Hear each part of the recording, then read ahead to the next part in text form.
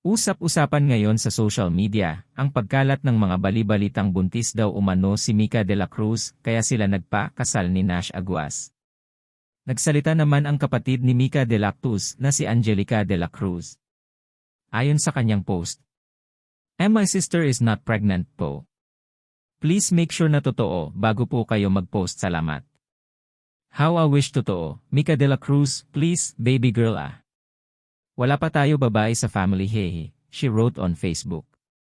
Mika tied the knot with her co-star in Going Bulilit TV show, Nash Aguas.